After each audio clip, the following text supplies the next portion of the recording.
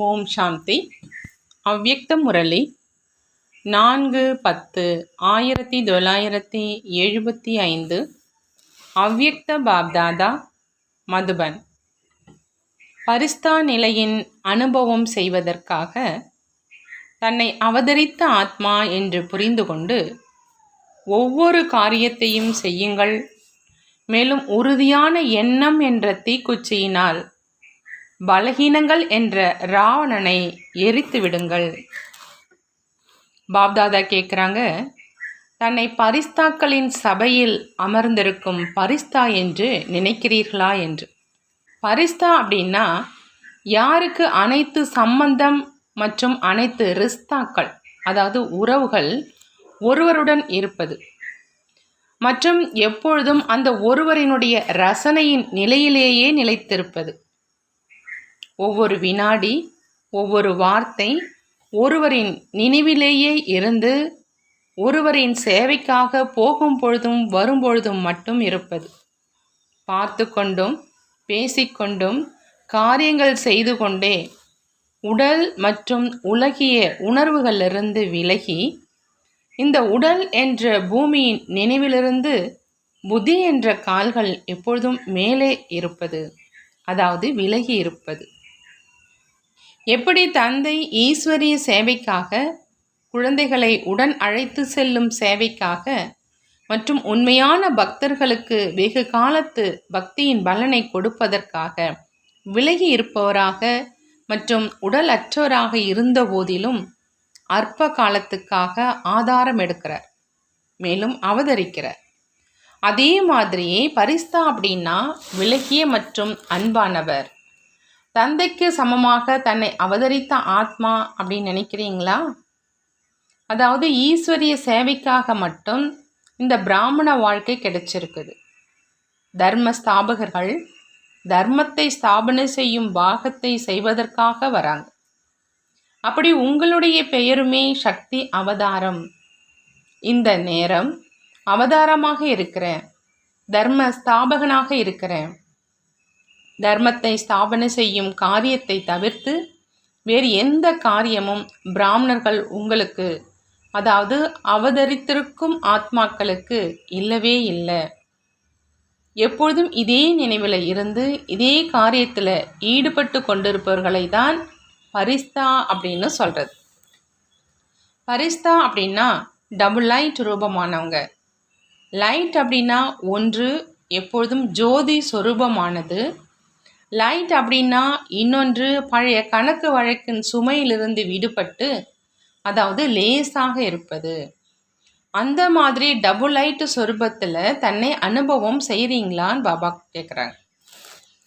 இந்த பிராமண வாழ்க்கை ஈஸ்வரிய காரியத்தை தவிர வேறு எந்த காரியத்திற்காவது ஸ்ரீமத்துக்கு புறம்பா ஆத்மாக்களின் வழிப்படி மற்றும் தன்னுடைய மனம் சொல்லும் வழிப்படி வேறு ஏதாவது காரியத்துக்காக உபயோகப்படுத்தவில்லையே அப்படின்னு பார்க்க சொல்கிறாங்க பாப்தாதா. இந்த பிராமண வாழ்க்கையும் தந்தை மூலமாக ஈஸ்வரிய சேவைக்காக கிடைச்சிருக்கும் அவருடைய சொத்து. அவருடைய சொத்துல ஏதாவது ஏமாற்றுதல் செய்யும் காரியத்தையோ செய்யவில்லையே. எண்ணம் மூலமாகவும் இந்த பிராமண வாழ்க்கையின் ஒரு மூச்சை கூட வேறு எந்த காரியத்திலும் ஈடுபடுத்த முடியாது. ஆகவேதான் பக்தியில் மூச்சுக்கு மூச்சு நினைவு செய்வது என்பது இதன் நினைவாக கடைபிடிக்கப்பட்டு வந்திருக்குது. நீங்கள் நிரந்தரமான பரிஸ்தாவா அல்லது அற்ப காலத்து பரிஸ்தாவான்னு பாப்தாதா கேட்குறாங்க. எப்படி பக்தியில் கூட தானமாக கொடுக்கப்பட்ட பொருள் மற்றும் அர்ப்பணம் செய்யப்பட்ட பொருளை வேறு எந்த காரியத்திலும் ஈடுபடுத்த முடியாது அப்படிங்கிற நியமம் இருக்குது. அப்படி நீங்கள் அனைவரும் பிராமண வாழ்க்கையில் பாப்தாதா கிட்ட முதல் உறுதிமொழியாக என்ன செஞ்சிருக்கீங்க நினைவு இருக்குதா? அல்லது அதையும் மறந்துட்டீங்களா? தந்தையின் எதிரில் உடல், மனம், பொருள் அனைத்தையும் உங்கள் எதிரில் சமர்ப்பணம் செய்கிறோம் என்பதுதான் உங்களுடைய முதல் உறுதிமொழியாக இருந்தது இல்லையா? எப்பொழுது அனைத்தையும் சமர்ப்பணம் செஞ்சிருக்கீங்க அப்படின்னா, அனைத்தும் என்றால் எண்ணம், சொல், செயல், மூச்சு, சம்பந்தம், அனைத்து நபர்கள், வைபவம், சமஸ்காரம், சுபாவம், உள் உணர்வு, பார்வை மற்றும் நினைவு அனைத்தையும் அர்ப்பணம் செஞ்சீங்க. இதைத்தான் சமர்ப்பணம் அப்படின்னு சொல்கிறது. சமர்ப்பணத்தை விட மேலான மற்றும் சக்திசாலியான வார்த்தையாக தன்னை சர்வம்ச தியாகி, அதாவது அனைத்தையும் தியாகம் செய்தவர் அப்படின்னு சொல்கிறீங்க. அனைவரும் சர்வம்ச தியாகியா அல்லது தியாகியா? சர்வம்ச தியாகி அப்படின்னா என்னென்ன தியாகம் செஞ்சுருக்கீங்க? உறவு, நெருக்கம், உணர்வுகள், சுபாவம் மற்றும் சமஸ்காரம். இவை அனைத்தையும் கடந்த காலத்து 63 ஜென்மங்களின் கணக்கு வழக்கின் மீதம் இருக்கும் அம்சத்தையும் வம்சத்தோடு தியாகம் செஞ்சுருக்கீங்க. ஆகையினால சர்வம்ச தியாகம் அப்படின்னு சொல்லப்படுது. அந்த மாதிரி சர்வம்ச தியாகி யாருக்கு? பழைய கணக்கு வம்சத்துடன் முடிந்துவிட்ட அந்த மாதிரியான சர்வம்ச தியாகி நிலை இது. என்னுடைய கடந்த கால ஸ்பாவம், சமஸ்காரம் என்று அந்த மாதிரி ஒரு பொழுதும் நினைக்கவும் முடியாது. பழைய கணக்கு இதுவரை எப்பொழுதாவது இருக்குதா? கர்ம பந்தனத்தினுடைய சுமை, கர்ம சம்பந்தத்தின் சுமை, ஏதாவது நபர் மற்றும் சாதனத்தின் ஆதாரத்தின் சுமை, ஆத்மா என்னை தன் பக்கம் ஈர்க்குதா? இந்த மாதிரியான எண்ணம் மற்றும் வார்த்தை சர்வம்ச தியாகியினுடையது கிடையாது. சர்வம்ச தியாகி அனைத்து பந்தனங்களிலிருந்து விடுபட்டு, அனைத்து சுமைகளிலிருந்து விடுபட்டு ஒவ்வொரு எண்ணத்தின் பாக்கியத்தை, ஒவ்வொரு எண்ணத்தில் பாக்கியத்தை உருவாக்கக்கூடிய பல மடங்கு, பல கோடி மடங்கு பாக்கியம் நிறைந்தவராக இருப்பாங்க. சர்வம்ச தியாகி அனைத்து பந்தனங்களிலிருந்து விடுபட்டு, அனைத்து சுமைகளில் இருந்தும் விடுபட்டு ஒவ்வொரு எண்ணத்தில் பாக்கியத்தை உருவாக்கக்கூடிய பல மடங்கு பாக்கியம் நிறைந்தவராக இருப்பாங்க. அந்த மாதிரியானவருக்கு ஒவ்வொரு அடியிலும் பல கோடி மடங்கின் வருமானம் இயல்பாகவே ஏற்படுது. அந்த மாதிரி சர்வம்ச தியாகிகளாக இருக்கீங்க இல்லையா? வார்த்தையின் அர்த்தத்தின் சொரூபத்தில் நிலைச்சிருக்கீங்க தான் இல்லையா? சொல்பவர்கள் இல்லை, ஆனால் செய்பவர்கள் மற்றும் அநேகர்களை செய்விக்க கூடியவர்கள் தான் இல்லையா? கடினமாக தோன்றவில்லை இல்லையா? கடினமாக தோன்றுவதற்கான கேள்விக்கே இடமில்லை. ஏன்னா பிராமண வாழ்க்கையின் தாரணை மற்றும் காரியமே இதுதான். எது வாழ்க்கையின் உண்மையான காரியமாக இருக்குமோ அது ஒருபொழுதும் யாருக்கும் கடினமாக இருக்காது. எப்போ தன்னை அவதரித்திருக்கும் ஆத்மா, அதாவது சக்தி அவதாரம் அப்படின்னு புரிந்து கொள்ளவில்லையோ அப்போ கடினமாக தோன்றுது. நான் அவதாரம் ஆவேன் அப்படிங்கிறத எப்பொழுதும் நினைவில் வச்சுக்கிங்கிறாங்க பாப்தாதா.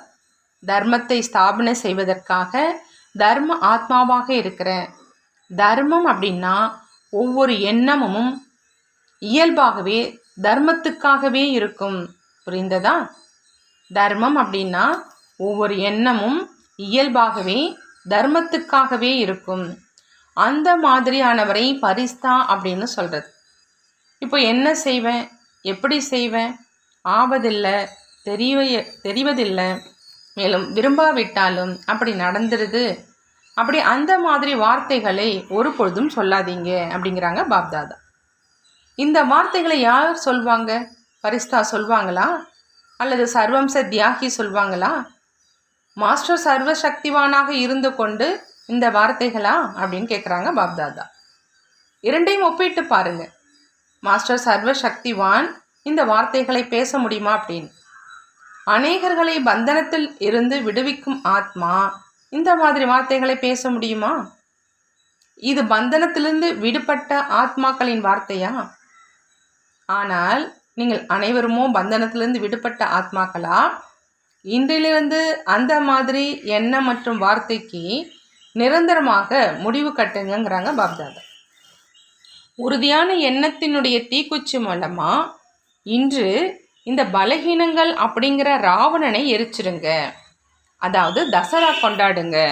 5 விகாரங்களினுடைய வம்சத்தையும் மற்றும் 5 தத்துவங்களின் அநேக விதமான கவர்ச்சியையும் இந்த 10 விஷயங்களில் வெற்றி அடைபவர்களாக ஆனீங்க அப்படின்னா விஜயதசமி கொண்டாடுவீங்க.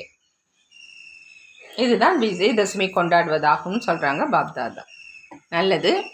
அவ்வாறு விஜயதசமி கொண்டாடக்கூடிய வெற்றி ரத்தினம் நெற்றியில வெற்றியின் அடையாளம் இடப்பட்டுள்ள அத்தகைய அழியாத திலகதாரி, சதா அழியாத சிம்மாசனதாரி, அழியாத மூர்த்தி, சர்வ ஆத்மாக்களையும் பந்தன்முக்த ஆக்கக்கூடிய யோகயுக், ஸ்நேகயுக், யுக்தியுக், சர்வசிரேஷ்ட ஆத்மாக்களுக்கு பாப்தாதாவின் அன்பு நினைவுகள் மற்றும் நமஸ்காரம்.